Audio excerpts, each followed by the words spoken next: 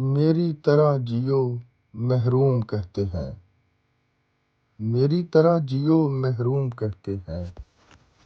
آج میرا عنوان کچھ توجہ طلب ہے۔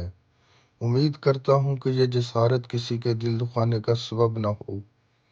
اکثر لوگ اپنے ماتحت کام کرنے والوں پر یہ ثابت کرنا چاہتے ہیں کہ جس طرح انہوں نے زندگی گزاری ہے اور جو عمل وہ کرتے رہے ہیں انہی کو اصول زندگی بنایا جائے اور ان کو ہر پہلو زندگی میں ایک آئیڈیل کی حیثیت سے قبول کیا جائے، اور اس حصول کے لیے انہیں نہایت بے آرام زندگی گزارنا پڑتی ہے۔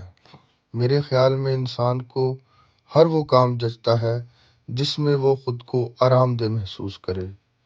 مثال کے طور پر لباس کا انتخاب اور گاڑی کا انتخاب، گھر کا انتخاب، سب خود کو آرام دہ بنانے کی کوشش ہوتی ہے، جو کافی حد تک درست بھی ہے، مگر معاملہ تب ان کی محرومی ثابت کرتے ہیں جب وہ ایسے کام کرتے پائے جاتے ہیں جس میں وہ خود مصنوعی سی کیفیت میں ہوتے ہیں۔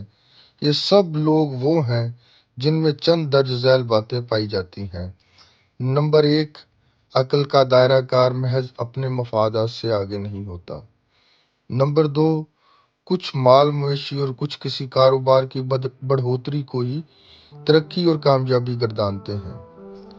نمبر 3، لباس، سواری اور مکان کی تبدیلی دن رات کی تگ و دو سے عمل میں لے آتے ہیں، مگر روح، روحانیت اور ذوق کی تبدیلی کے لیے کوئی خاص ترکیب نہ ہوتی ہے، نہ وہ عطا یافتہ ہوتے ہیں۔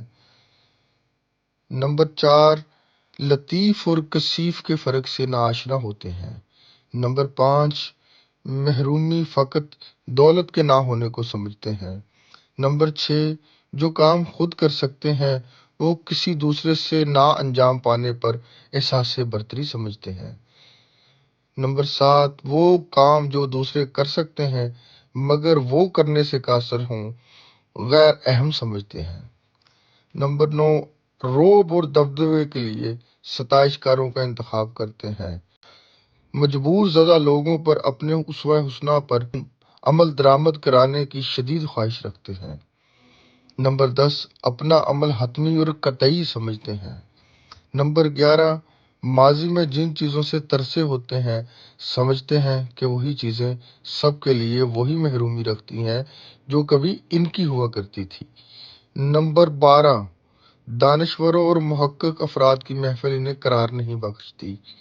نمبر 13، کائنات کی تسخیر سے بے خبر ہوتے ہیں۔